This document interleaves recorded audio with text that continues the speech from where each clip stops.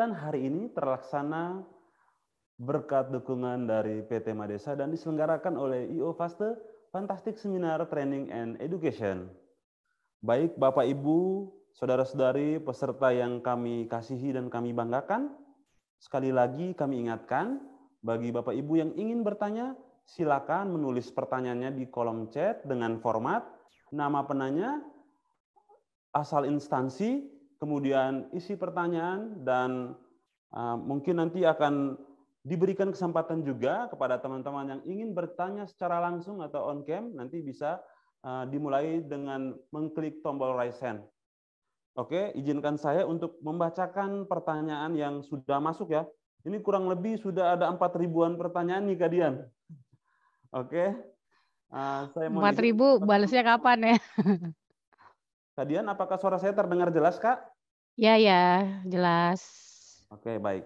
Pertanyaan pertama datang dari Sejawat Ocilia Ramona dari RSUD Prof. Kepulauan Bangka Belitung. Halo Bangka Belitung, bagaimana kabarnya? Semoga sehat selalu ya.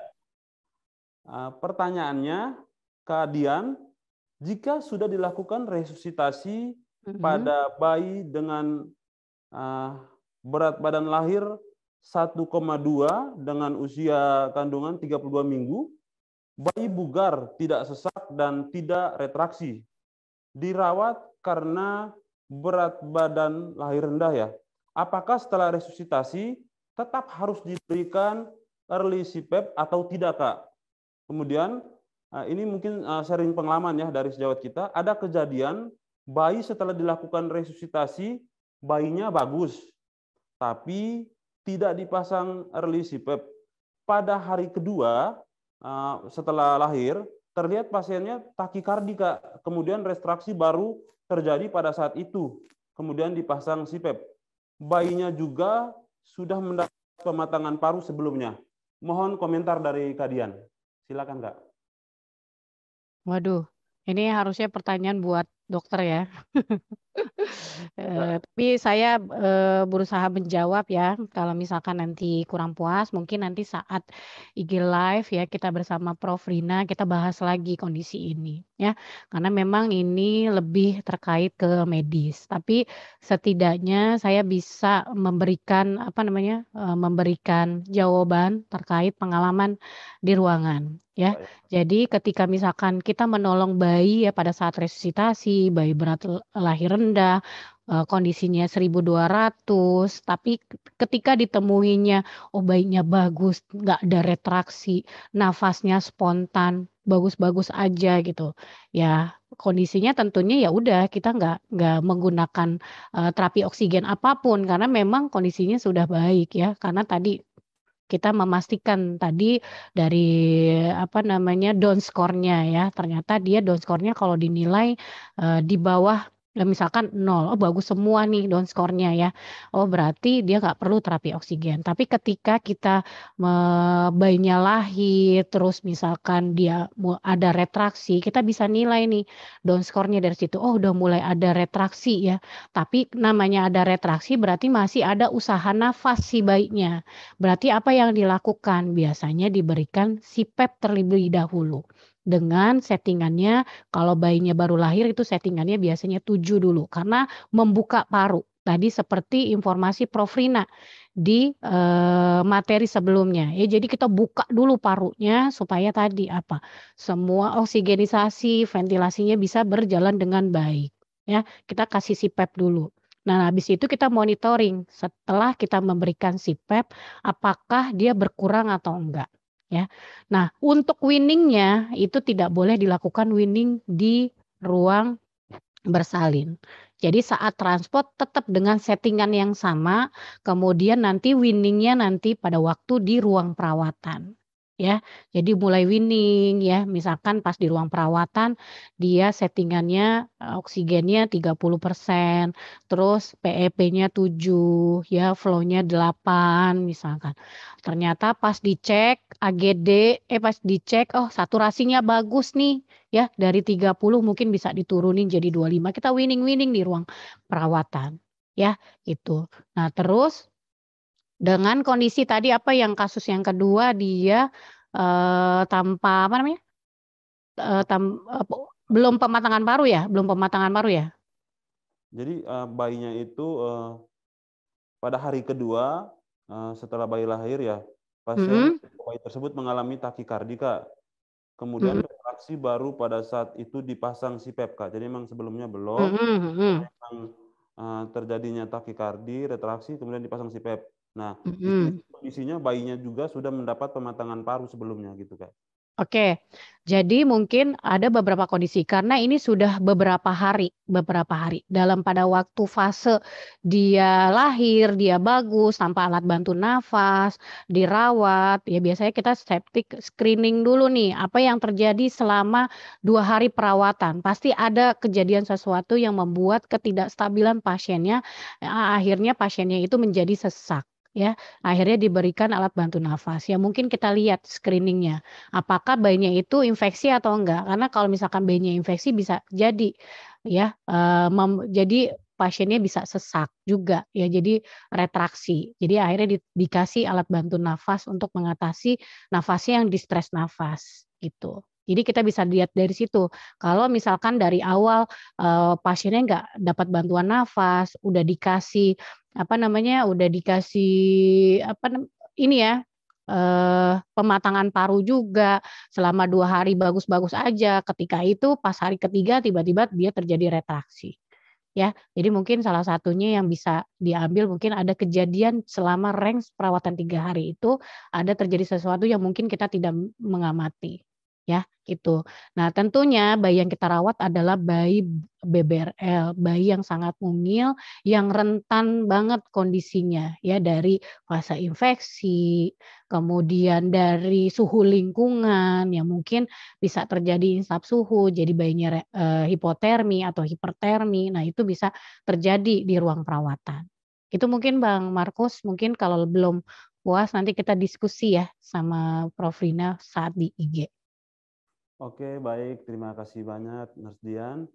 Semoga sejawat saya Ocilia tadi ya sudah bisa menerima penjelasan dari Nurse Dian. Jika penjelasannya mungkin masih belum lengkap, nanti kita akan bahas lebih lanjut di sesi live IG.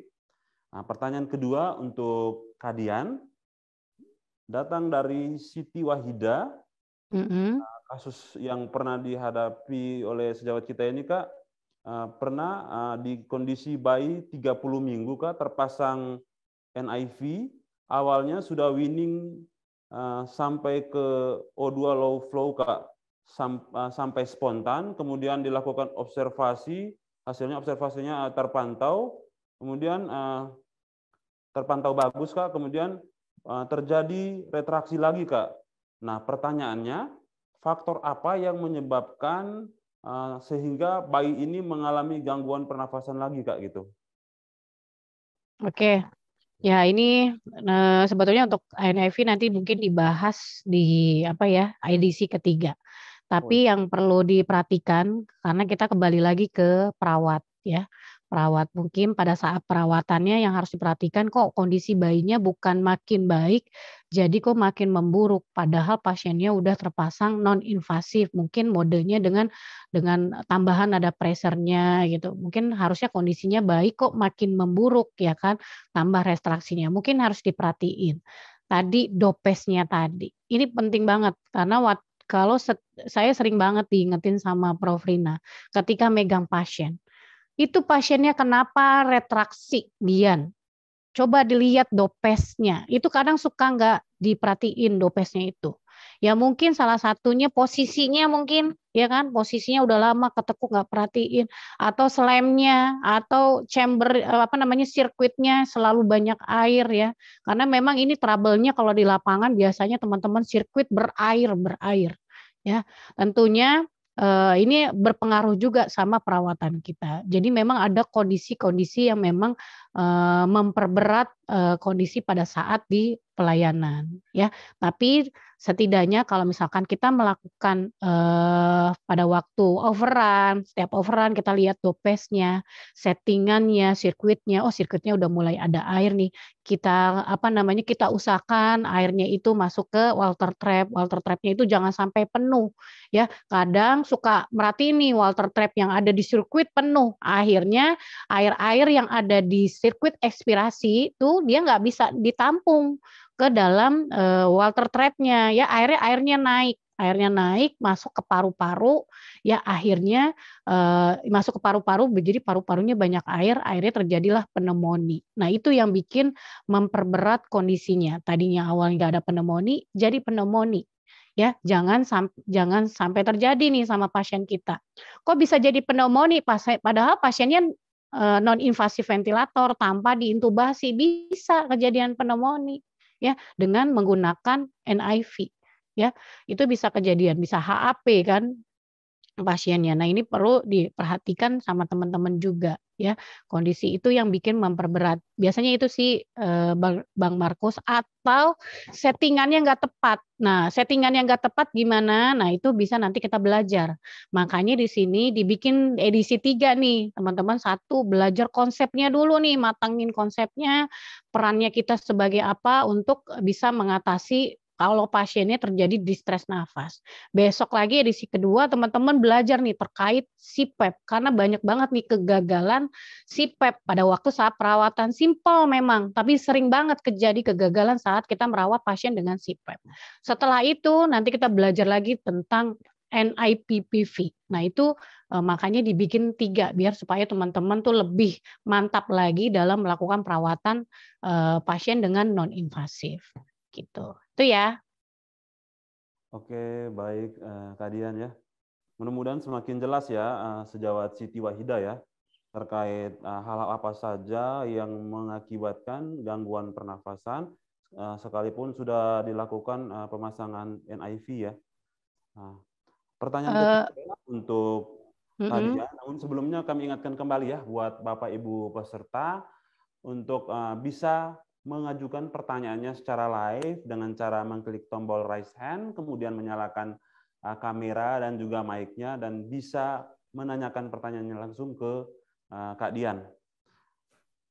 Bagaimana panitia? Apakah sudah ada teman-teman peserta yang ingin bertanya secara langsung? Oh ya, belum ya. Bang Markus, maaf, aku mungkin ini kan pertanyaan di chat banyak banget ya, sayang banget kalau nggak dijawab. Aku boleh nggak kasih kesempatan untuk jawab secara cepat aja gitu ya, biar teman-teman juga yang jawab di chat ini, maksudnya yang buat pertanyaan di chat aku bisa terjawab gitu. Boleh banget kalian silakan untuk mungkin bisa. Ya, sambil nunggu yang pertanyaan live ya. Oke, silakan kalian. Oke, ini ada pertanyaan dari Salma Hayati. Nah, ini dari RSUP Jamil Padang nih. Kapan baik dilakukan AGD ulang jika setelah dikoreksi Big Nut dengan pemasangan O2 RM? Ya, ini pasang O2 RM kenapa nih ya? Nah, intinya kalau misalkan pada saat koreksi, setelah koreksi biasanya 1 jam kita cek AGD. Bahkan kalau misalkan memang mau cepat tuh biasanya setengah jam bisa cek AGD. Tapi biasanya sih setelah koreksi 1 jam di AGD, ataupun misalkan pasiennya nanti terpasang dengan non invasif atau baru diintubasi, setting ventilator baru-baru, nah biasanya dicek AGD setelah 1 jamnya itu ya. Kemudian untuk Purihita, nah ini dari AGD Dinkes juga nih ya, seperti yang Nurse Dian bilang suara mempengaruhi tingkat stres bayi. Iya memang berisik, kita aja kalau berisik nggak bisa tidur ya. Jadi ini pengaruh banget saat transport ya, kadang suka lebih dipahami. Waktu saya lagi kunjungan ke King Edward ya di Australia, karena saya sempat mengikuti proses transportasi. Ketika bayinya sudah distabilkan pada waktu dalam keadaan emergency, memang dia pakai alarm karena dia cepat mau jemput pasien nih.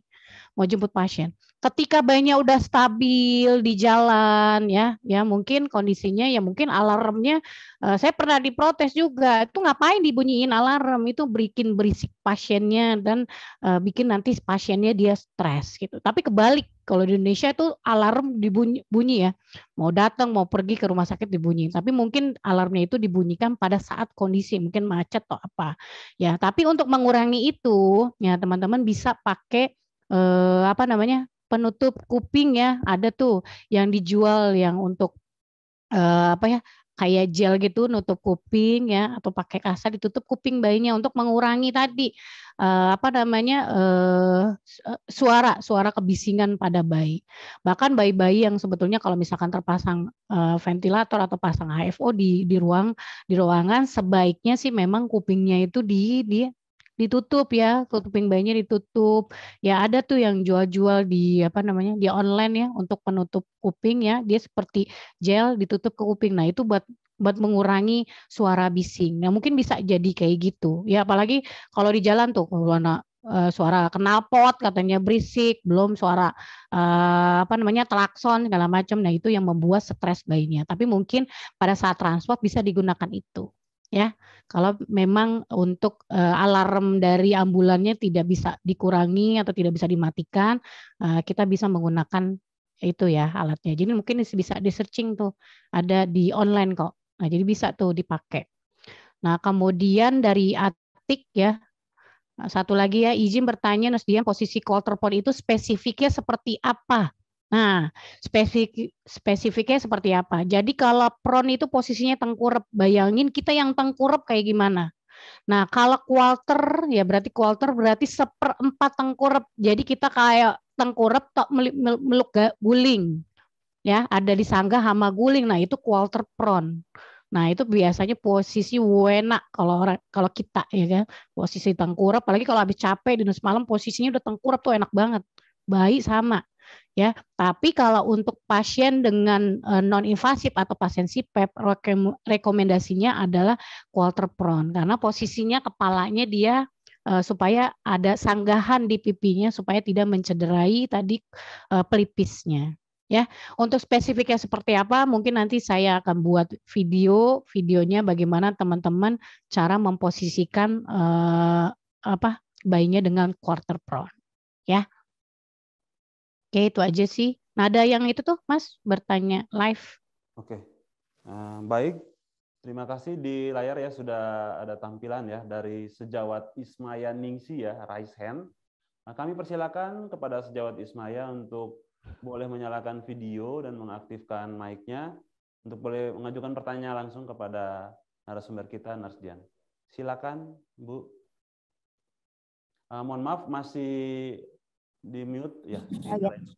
Terima kasih atas kesempatannya, Bu Dian. Mau tanya, saya ada kasus pasien dengan on CPAP. Setelah di awal itu hasil torak fotonya adalah pneumonia dan TTN. Nah, ternyata setelah dilakukan EVO ada PDA 2 sampai dengan 3 mm. Untuk penata laksanaan CPAP-nya apakah sama dengan weaningnya sama atau kita harus memperhatikan PDA-nya juga? Bayinya usia berapa minggu, Bu? Bayinya masih baru 5 hari. Oh, 5 hari. Nah, itu PDA-nya PDA kecil atau besar? Hasil echo-nya? Ukurannya 2 sampai 3 mm. Ya, sedang ya, cukup ya. Jadi dalam kondisi pasien yang seperti itu, kalau untuk terapi CPAP sebetulnya itu sama aja ya, terapi CPAP-nya. Tapi yang perlu diperhatikan adalah oksigenisasi. Penting banget nih monitoring. Ya, kadang PDA itu nanti akan bisa nutup sendiri. Ya, PDA itu bisa nutup sendiri. Tapi saya nggak tahu nih kondisi pasiennya apakah perlu tata laksana selanjutnya atau enggak. Biasanya rata-rata kalau bayi prematur dia selalu ada PDA. Ya, dan dia nanti secara otomatis dia akan nutup sendiri gitu. Tapi penggunaan oksigennya yang harus kita monitoring. Ya, tadi range-nya 90 sampai 95. Ketika range-nya itu udah di atas 95, misalkan 98, bahkan 100, yang harus diperhatikan adalah oksigennya. Oksigennya misalkan 30, kita turunin jadi 25. Turunin lagi, oh masih bagus lagi, masih di atas 95 atau 98, turunin lagi jadi 21. Udah minimal nih, udah minimal saturasinya masih bagus terus. Si PEP-nya kita dilihat lagi, oh PEP-nya itu dia masih 7, bisa dong diturunin. Jadi winningnya seperti itu. Ya tetap sama tata laksana, sama dengan pasien-pasien yang lainnya. Tapi yang perlu diperhatikan adalah tadi ya, semua si pasien ya harus diperhatikan adalah monitoring oksigen. Dan tentunya Ibu harus sebagai perawat kita harus tanya dulu ke dokternya. Dok, ini pasiennya dengan PDA ya, PDA-nya mungkin tadi saya lihat gambarannya akhir echonya PDA. Nah, terus berapa range normalnya dok untuk bayi ini? Bisa aja dari dokternya, oh misalkan oh udah kondisinya mungkin 88 sampai 92 deh, cukup untuk bayi ini. Ya, itu karena beda. Ya, jadi itu harus yang ditanyakan ke dokternya. Ya, kalau oh enggak disamain dengan pasien lainnya 80 sampai 95 gitu ya. Jadi nanti perlu diperhatikan dan itu setiap overrun harus diinformasikan ke berikutnya. Saturasinya harus segini, tekanan darahnya harus segini, dan nadinya harus segini ya. Jika memang di luar jalur ini atau ada abnormal, tolong dicek lagi kondisi pasiennya dan dilaporkan ke dokternya apa yang harus dilakukan sama kita gitu. Jadi ini penting banget. Biasanya kalau kita nih suka dicatat tuh, di chat nih saturasi buat pasien ini segini ya, ini buat ininya segini gitu. Jadi seperti itu sih Bu. Barangkali. Halo. Bu Ismaya, apakah ada komentar dari Ibu? Kami ya. Ibu Ismaya, apakah bisa mendengar? Barangkali untuk kasus PDA, apa suaranya putus-putus. Kalau suara saya jelas ya? Jelas. Oh iya. Jelas. Halo Ibu Ismaya, apakah bisa mendengar suara kami? Sinyalnya kali ya. Mungkin karena beliau lagi berkendaraan juga. Atau mungkin nanti kita bisa diskusi terkait PDA ya, karena ini ranahnya medis ya. Jadi ini kalau untuk pembahasan di materi saya terkait peran perawat, jadi bagaimana kita berperan nih ketika kondisi pasiennya dia sesak, apa yang harus kita lakukan ya. Terus bagaimana cara ketika pasiennya itu terjadi emergensi kegawatan pada waktu di hadapan kita. Nah, itu peran kita tuh sebagai apa? Tapi kalau kondisi medis harus diapain, PDA-nya segala macam. Nah, itu nanti ranahnya dokter yang akan menjelaskan. Jadi nggak apa-apa, teman-teman chat aja pertanyaannya, nanti kita kita ambil nih semua pertanyaannya, nah nanti bisa dijawab ya pada saat di live IG ya bersama narasumbernya langsung. Oke, baik, terima kasih Kak Dian ya. Jadi untuk beberapa pertanyaan yang mungkin belum jelas ya nanti bisa kita bahas lebih lanjut di sesi live IG, dan mungkin teman-teman juga bisa mendokumentasikan pertanyaannya untuk kemudian nanti bisa ditanyakan di pelatihan edisi kedua dan ketiga di tanggal 4 dan 5 Juni. Nah, Kak Dian, mohon izin tanya, Kak Dian, apakah Kak Dian masih bisa, ada 2 atau 3 pertanyaan lagi yang ingin saya tanyakan? Ya mungkin terkait pertanyaannya dipilah. Ini ada yang nanyain si PEP, mungkin si PEP ini bisa ditanya nanti di acara event tanggal 4 ya. Ini penting banget, tapi nggak apa-apa nih. Saya jawab cepet aja ya Mas Bang, biar nggak ada PR nih. Ini ada pasien yang terpasang bubble CPAP, ya kan, bubble CPAP, terus mulutnya terbuka, jadi akhirnya nggak maksimal. Nah itu bagaimana agar mulutnya itu tertutup, ya. Nah kalau tertutup biasanya nih kita nih mungkin saya share dulu ya gambarannya.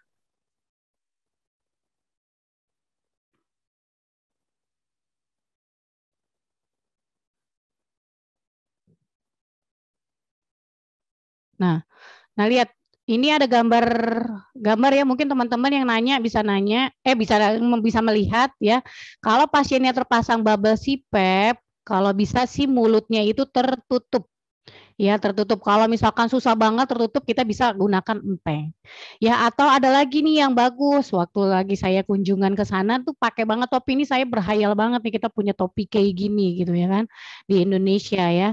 Jadi ini ada untuk apa namanya menahan si mulut pasien ya, mau menahan dagunya ya. Jadi supaya mulutnya tetap tertutup. Ya karena apa?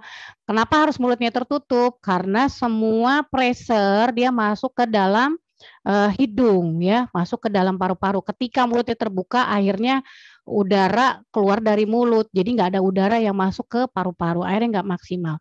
Makanya tentunya tugasnya perawat apa? Yaitu tadi menjaga supaya tidak ada leak. Leaknya salah satu tadi ya, mulutnya jangan sampai terbuka lebar. Terus perhatiin prongnya itu harus pas, nggak boleh kekecilan, nggak boleh kebesaran. Kalau kekecilan mungkin bisa jadi bocor. Kalau kebesaran mungkin nggak masuk, akhirnya jadi nyebabin trauma. Tapi kalau misalkan mulut, ya mulut kita bisa gunakan empeng, ya supaya bayinya dia tenang, ya. Jadi apa nggak nangis, akhirnya apa namanya udara atau tekanan bisa masuk ke dalam paru dengan secara baik. Ya, cara apapun ya, tapi jangan sampai mulutnya benar-benar diplester sama kita, enggak. Jadi pakai empeng, biar dia suka genyot. Tapi kalau misalkan memang empengnya agak susah kan, kalau AB prematur biasanya empengnya suka kelepeh lagi ya. Bisa kita kasih empeng terus dikasihin plester sedikit, tapi jangan sampai plesternya itu langsung kena ke kulitnya. Jadi dipakein lagi tuh ya untuk barrier kulitnya supaya tidak lecet ya gitu. Oke, itu aja Bang Markus. Itu Dian. Berarti tadi izin mengomentari Kak Dian ya. Berarti topi yang tadi Kak Dian sempat tampilkan di slide itu emang untuk pengalaman Kak Dian di Indonesia belum ada Kak Dian ya? Makanya tadi saya lihat ya di rumah sakit teman-teman, saya rasa sih nggak ada ya, belum. Tapi ini perlu apa namanya seni ya, seni bikin topi. Waktu itu pernah kita juga dikunjungi sama Dayan sahabat kita, biasanya di RSCM dia kalau misalkan lagi liburan tuh suka datang ya ke Indonesia, dia bawa-bawa oleh-oleh topi kayak gitu buat kita gitu ya. Tapi cuman ya memang kan enggak semua bayi ya, paling salah satu, tapi itu sebetulnya bagus juga sih. Itu juga dia bikin katanya di PT-nya nggak ngeluarin gitu. Jadi dia di rumah sakit itu sendiri dia bikin sendiri. Ya ada konveksi sendiri, bikin ada bayi yang apa namanya topinya kecil. Ya mungkin nanti besok saya tunjukin karena di materi tanggal 4 edisi SIPEP ya, khususnya membahas SIPEP. Nanti kita tunjukin topinya, ukuran topinya yang apa namanya yang sesuai untuk pasiennya. Ya, memang nggak ada Mas di vendor-vendor juga belum ada yang bikin. Jadi itu memang bikin sendiri. Siap. Terima kasih banyak Kak Dian untuk penjelasannya ya. Terima kasih untuk teman-teman yang sudah menyampaikan pertanyaannya baik secara live atau dengan cara mengetik pertanyaannya di kolom chat. Masih ada beberapa pertanyaan ya. Mungkin saya cuma bacakan saja ya penanyanya ya. Tadi ada pertanyaan dari Saudari Rita, Sejawat Winda, Sejawat Tuti, Sejawat Rita Eka, dari Sejawat Hayati, Sejawat Salma ya. Dan juga terakhir tadi ada pertanyaan juga dari Sejawat Niwayan Desi.